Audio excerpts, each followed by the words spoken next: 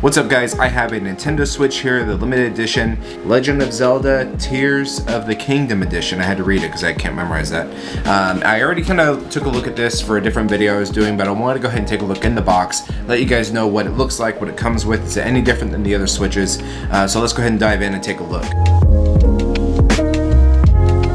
Obviously, if you have had a Switch before or played a Switch, I got it from day one at launch, and it was absolutely just mind-blowing to me that I could have this little device to go around and play Zelda all day. I beat the game, played it again, beat it again, and just I actually kind of want to try it again. But because you have the new game coming out, they have a new limited edition that they dropped, and I don't usually pick up consoles just because it's a limited edition. That's not kind of my thing, but I couldn't pass it up because I have such a strong connection to Zelda. This is the same OLED that launched, I believe, last year, and so it's gonna have all the same specs. If you want to know anything about that, I'll put the link in the description about what actually is inside of here. This is really just looking at the cosmetics of it. Nintendo Switch branding here. You're gonna have that same upgraded kickstand. You're gonna have the memory slot on here. I put a 256 gig in here, and that usually is plenty for me.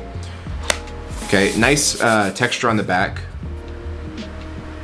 These are all modeled after things you're gonna see in the Tears of the Wild game, Tears of the Kingdom, not Breath of the Wild, Tears of the Kingdom game that's coming up. And I'm not sure what the launch date is. If you know what the launch date is, you can let me know in the comments. Here's one of the Joy-Cons. Some of this really cool high roll design. Gold with the black and the green accents, and then on the back is going to be white. Feel exactly the same Joy-Cons as before. This is the right Joy-Con. Still feels good. Nice.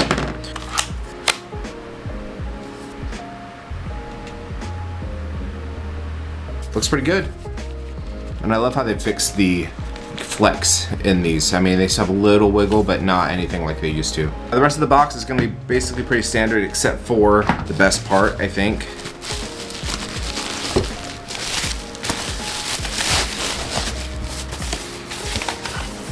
So I have a few of these lying around, but yeah, this one is something special.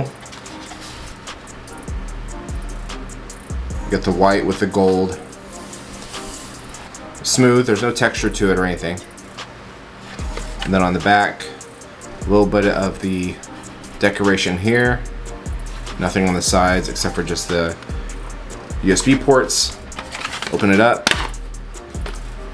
Same as the others, AC adapter, HDMI, LAN connection if you need it. And then let's go ahead and pop this guy in. I mean, that's good looking. That is a good looking system. I like it. I like how they matched the hieroglyphic little design here, and then they also matched it on this side. So it's really seamless. So in the box, you get the power or the HDMI cable. Same generic Joy-Con controller holder and a power cable. The other thing that comes in the box are the wrist straps, and these are also custom. So white with the black, nice braided cable, a little bit of detailing on there with some white stitching. White all around the back. What do you guys think? Y'all play Switch? I mean, I don't play it as much as I probably should, but with all the new games and things coming out, it's pretty fun. Let me know, would you guys get this? I mean, I know it's a limited run, same system. Really, you put this on a Switch Pro or something with a 120 hertz screen, or even a 60 hertz refresh rate for some of the games, something like that, I am all in. But yeah, if you guys want to see anything else about this Switch, you have any questions about the gaming console or the game itself, let me know in the comments. Thanks for sticking around. Till next time, bye.